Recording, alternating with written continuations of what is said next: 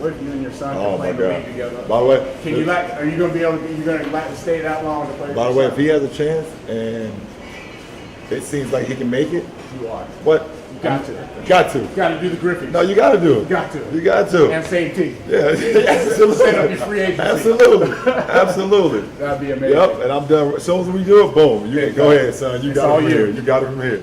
When I looked up this video to see if anyone had done it, I noticed that Jimmy High Roller had, and I'll link his video in my description box down below, but his was made nearly 2 years ago, and it was uploaded in May of 2017, and it's currently almost March of 2019, and honestly a lot has changed from that time that Jimmy made that video to now. Let's go through a list. Number 1.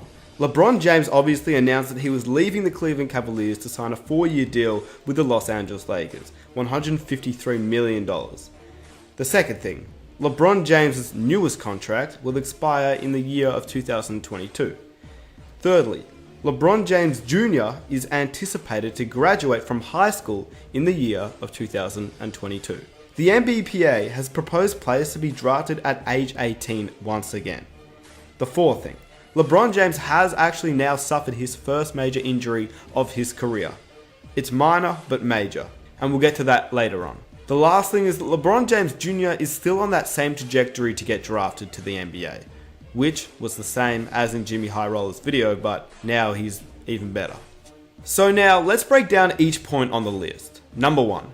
LeBron James joining the Lakers means that they automatically become a contender and will most likely not get a top pick in the NBA draft. Okay, now first off, yes, the Lakers haven't shown that they are a contender this season, but let's be honest, all they need is one free agent to sign with them, Anthony Davis, or they will eventually just fold and make a trade for a star because they have a lot of assets that they can actually trade for a star player, and they need to win now considering that they do have LeBron James on the roster.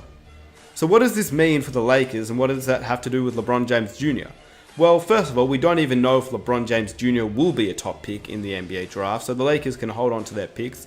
Literally, that is out of the question at this point. LeBron James Jr. is only 14. But if the Lakers are good, and so is Bronny Jr., then most likely the Lakers will not be able to draft him, which leads me to the next point. Number 2.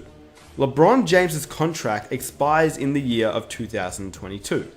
With LeBron James being a free agent and already stating many times, even in the year of 2019, that he's accomplished what he needs to accomplish in the NBA. There isn't anything left I have to prove. Do you agree with LeBron? No, I do not. And there's not very much, Skip, that I disagree with the king of Akron. This is shocking. He even calls himself the greatest player of all time, which, looking back, I don't know why he said that, because he copped a lot of criticism for that, and it does make him look kind of bad by saying it. That one right there made me the greatest player of all time. For That's so what many I felt. reasons. I was super ecstatic to win one for Cleveland because of the 52-year drought. And then after I stopped, I was like, that one right there made you the greatest player of all time. No false modesty. Are you the best to ever play this game? I like to think that I was the best. When I leave this game, I like to think that I was the best I ever played in the 15 years that I played. Even if you agree that he is the greatest or disagree, I just don't think players should call themselves the greatest, but that's beside the point. I know what he was trying to say because that play was incredible. That was one of the greatest plays of all time. Don't know if it translates to him being the greatest player, but that's a whole nother discussion anyway. But by the time that 2022 comes around, depending on the team that drafts LeBron James Jr., I would not be surprised to see LeBron James take a step back and actually join that particular team in free agency. I mean, after all, he did say he'd want to play with his son, and it also means that a lot of NBA teams may actually look to draft LeBron James Jr. earlier in the draft, knowing that his father might also be joining the team.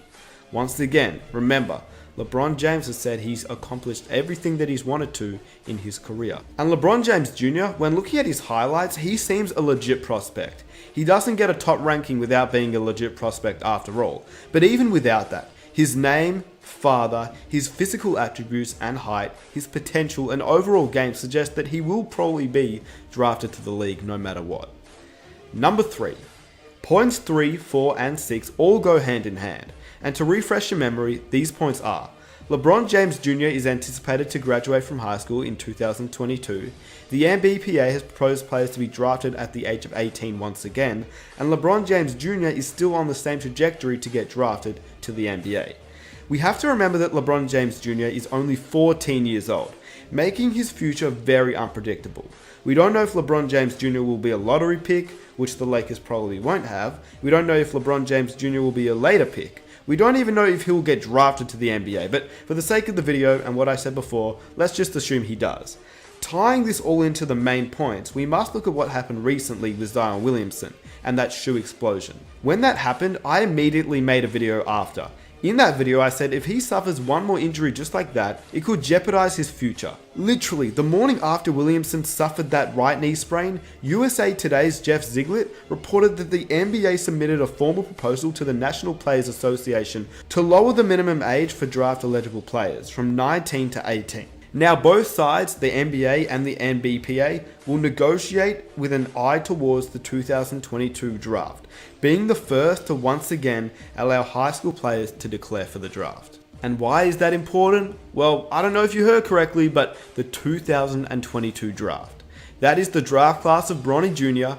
This means he has a chance to come out of high school, meaning that LeBron James also has one less year to play if he wants to join forces with his son. And point number 2, that is also his contract year. Now for the final point, which I mentioned, LeBron James actually suffered the worst injury of his career.